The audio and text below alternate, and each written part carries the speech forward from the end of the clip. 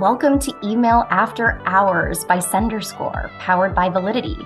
In our day jobs, we work with senders all over the world and help them tackle their toughest email challenges.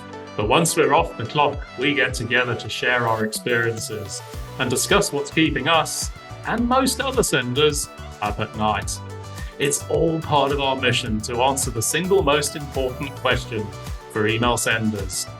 How can we give subscribers what they really want? We're your hosts. My name's Guy Hansen. And I'm Danielle Gallant, and this is Email After Hours. So Danielle, we got to tell the audience who we are, what our day job is when we're not doing podcasts and why we're email experts. You want to go first? Who we are. I feel like a total email nerd will describe me pretty perfectly here. Email nerd, dog lover, podcast junkie on this side. And I mean, you know what I do, Guy, in the day-to-day. I'm working with our clients to solve their deliverability issues. I'm looking into the trends and research. And you're on the move always. What about you, Guy? Who are you? What's that question mean to you? I hardly dare tell you, but I've been in the world of email for over 20 years now. I feel like I've got the gray hairs to prove it. I've been on the technical side. I've been on the agency side. I've led a team of global consultants. And now I've fetched up sort of being a face of email, running Validity State of Email series, speaking at events, writing content. And it's a really great role, and I love it. Yeah, I definitely feel like you're everywhere in the email world right now, Guy. You've been, I feel like, on the email world tour for months at this point. I have, and it's not a bad way to make a living. Well, and I'm sure in all that time, you've probably heard your fair share of challenges that email marketers are facing. I can't imagine the variety that you're facing there. What's the number one thing you're hearing? I don't feel like it's so much a number one thing. I think there's a combination of factors. And certainly, we've been talking about the fact that email is such a successful and popular marketing channel that, especially since the pandemic years, global volumes have doubled. And, that's a great success story, but it also creates its challenges, because when you're sending a load more emails, you're clogging up inboxes, you're posing a risk for, subscriber fatigue. But then on top of that, here we are right in the middle of peak sales season, and it just seems to be getting longer every year. You're speaking directly to me at this. My email inbox is bloated. It is not to date this episode recording, but we are in Cyber Week at this point, and it is complete chaos in the inbox. Cyber Week and sort of Black Friday month. So, there's that. I think we've had all the ramifications of changes in the privacy landscape. Apple's introduced its mail privacy protection, and that's made it harder to carry out best practices like recency management and list hygiene. And now we're in the middle of a really tough economic landscape as well. So, never mind how great your emails are, but are people going to respond to them if it's a serious decision about whether they can buy the products and solutions that you're offering? I feel like you've just given us like the perfect soundbite for exactly what we're going to be covering in this podcast for the foreseeable future here. That's exactly what I'm hearing from clients. So you're hearing it face to face. I'm getting it on Zoom or Microsoft Teams. But yeah, this is kind of what we're doing all day, is tackling these email problems, email challenges, the privacy world, all of that.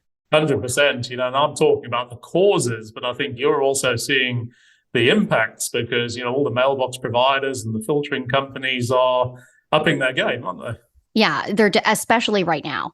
Q4 is like the showdown, prime mailbox provider showdown time, because there's just so much coming at them. I mean, even in some of the webinars that we've worked on, like Validity's State of Email podcast, we had some great guests. We had somebody from Yahoo who was telling us a percentage of the mail just doesn't, there's no chance that it's even going to get through. That comes up, that ups the game, especially around this time of year. And little tips and tricks too, like don't send at the top of the hour. It feels just like there's so much for marketers to adapt to at this point, and mailbox providers are the exact same way. They're going to adapt and become even more strict at this point. 100%. You talk about that Yahoo presentation, and he was saying to us 70% of global email marketing volumes in the first few minutes of every hour. You can't believe it, can you? Well, and I feel like this gets to kind of one of the main monsters under the bed, right? One of the things that is a major gap for marketers today, a problem they don't even really know they have. And I don't know how many times somebody's come up and said this to you, Guy, but my ESP is telling me I have a 99.9% delivery rate. Why am I not seeing any opens? Why am I not seeing any clicks? What's your go-to answer for that? I've heard that so many times. And I think maybe it's because here you and I have got a slightly different definition of deliverability. Because for me, it's not a question of sent minus bounced. It's a question of, are your marketing emails going to end up in front of your customers where they're going to see them and they're going to engage them and they're going to buy your products and services? And there is a big, big difference between the two. Yeah, it's like going into a grocery store and there's the item you want's not on the shelf. They're not going to buy it if they can't see it. Yeah, absolutely. So inbox is only one place those emails might end up: in the spam folder, the junk folder. They might get caught by your corporate spam filter. You know, if you think about sort of Gmail or Outlook.com, where you got tabs as well, you know, that's another piece of the deliverability puzzle. Which one are they going to end up in? And is that? I just checked my promotions tab this morning and I was like, oh man, I have been neglecting you, dear promotions tab. But yeah, it's real. We're officially in naughty or nice season for email marketers too. Your promotions tab must have been looking full after this weekend.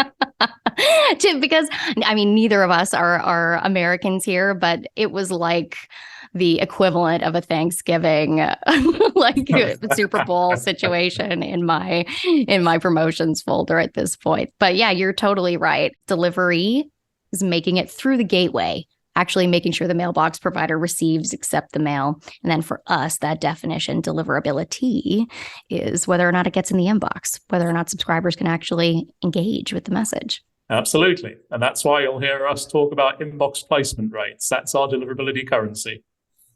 So what happens when marketers get it wrong? What happens when that message does not land in the inbox? I feel like there's a few different impacts. I mean, the obvious one is revenue. You know, if your marketing messages aren't hitting the inbox, you're going to make less money. And you know what? I mean, you and I have both done the consulting game over the years. And you think about the language that a CFO uses.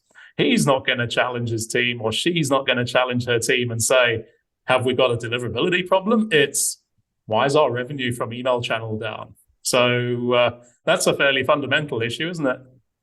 Yeah, and one that people don't even know exists necessarily, right? Like if you are not in the world of email all the time, you wouldn't even know that it's possible. I was literally talking to a client maybe half an hour ago who was trying to explain this concept to the execs because of, one reason or another. And it's a big one. This is why we're here. This is our day job, right? To try to get to the bottom of that for everybody. Absolutely. But I think there's other issues as well, aren't there, Danielle? I mean, if you're an email subscriber, you start to expect to receive your marketing emails from a particular sender.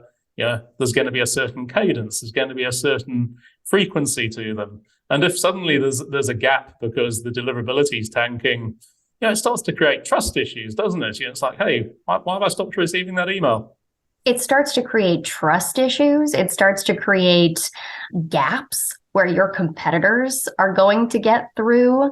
Like anything, right? If you leave something long enough, or even if you don't know the issue exists for long enough, it compounds, right? It's just going to get worse and worse and worse as all of that mail ends up in a junk folder, going unloved, going unengaged with, going unclicked, right? So, and certainly as someone who has worked on the sender side, I know that you do not want to be that person that has to go tell your boss, oh, this is the reason. This is why we haven't been hitting those KPIs. No, that's right. I mean, we spend most of our lives trying to make our customers look great, but when it goes wrong, it's the opposite. And you're right. You don't want to be sitting in that seat. So I have a couple of kind of quick fire hot take email questions for you. I'll fire some at you. Okay. So what is the one commonly held, if there is one, because Lord knows there's probably 20, but the one email marketing belief that you disagree with or that you want to debunk? Oh, gee, where do we start? I know, I'm so sorry. That was not an easy one. I want to say it's, the whole concept of spam trigger words, that there's certain words you can't stick in an email because a spam filter is going to catch them. You know what? Maybe spam filters in 2005, but I think we've moved beyond that now. You can put free in block capitals in your email if you want, and you're not going to trigger a spam filter. But that's not necessarily saying go ahead and do it, because it's far more about the impact it has on your customers who are receiving those emails. And if they're looking at it and going, it looks a bit spammy, that looks a bit rubbish, they're going to hit those complaint buttons. They're going to hit those mark as junks, and that's what's going to get you into trouble. What about you, Danielle? Favorite email myth? Well, first of all, I'll back you up on that because so when I worked on the sender side, I worked for programs that did adult dating, essentially. And I'll use the phrase adult dating, right? But dating is loose. So like there's a lot of content in these emails that is at best questionable, but people were opening them, clicking on them, replying to messages, and they went to the inbox. So I think you're totally right. Like keywords, key phrases. I mean, if your whole email is built like you're a Nigerian prince and you're trying to, save somebody, right? This is something that mailbox providers are trained to react to. But yeah, no, I totally agree with you. I'm backing you up on the content part there. And it's a common question. And, not just mailbox providers, but I think increasingly email consumers are becoming more and more savvy. I mean, you think about your own experience, Danielle. When you see a slightly dodgy email drop in your inbox, what's those red flags for you that, you look at it and go, I'm not sure I like the look of this? Well, false personalization is not going to cut it. So I know we have harped on in other venues, right? We've harped on personalization, making sure you are creating a one-to-one relationship between brand and subscriber, right? But if I'm getting an email that's like personalized for you, and it's just using the you, right? The universal you, and I open it, and none of that stuff has anything to do with me. I got something for kids. It was, here's what to get your kids this holiday season, right? I have a dog. He'll make an appearance. He'll make an appearance at some point, I'm sure, in the background on the couch, but that's not for me. And it's just been constant, right? Especially the last month as we ramp up and gear up towards the holidays. So come on, Danielle, let's test each other out here. Oh no. Okay. Tell me about a really crappy email you've seen this year. Okay, are we naming names? Only if you want to. Okay, well, what I will say, and this is not necessarily one that I received this year, so I can mea culpa a little bit in terms of like, I'm not gonna, but there is this, I saw something that was pretty bad. There was an apology issued for it, so I will give the company credit that way. And I won't even name them. Now I'm chickening out. It's a coffee company, right? So they sent an email promoting one of their blends, right? This wonderful Central American blend from Colombia, which, I mean, guys, like this is not... This is bad for a couple reasons. One, just because it's inaccurate, but also this touches on something that I think a lot of younger generations are dealing with right now, which is we want to be culturally appropriate. We want to be sensitive. We want to be empathetic in our email marketing. And like, if we can't even appropriately geographically locate the product that we're talking about, we've got a problem. That was a little bit of like, we missed the mark on that. However, I bet you the apology email that they sent, because everybody kind of loves to watch a car crash. And anytime you see a subject line that's like, oops, here's what we did. Bet you that got some good engagement. I love a good oops email. Yeah, you are in the hot seat. Your turn. So, a little bit earlier this year, my energy company here in the UK put out an email because, the sort of economic conditions were really starting to bite, and they wanted to provide the customers with some advice in terms of how to save on their energy costs.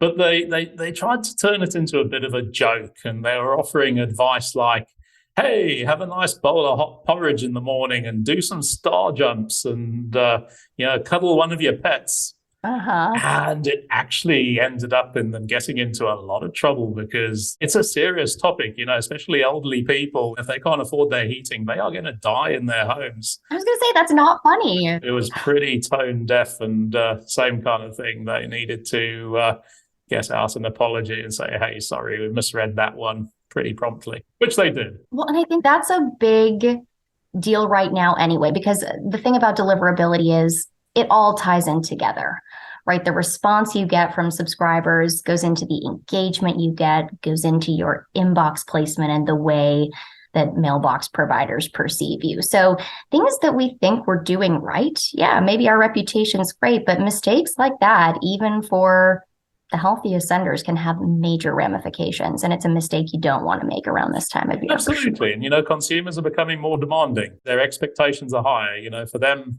email isn't just a question of sending promotions and offers. They genuinely expect a relationship, and they expect the brands that they engage with to be good corporate citizens.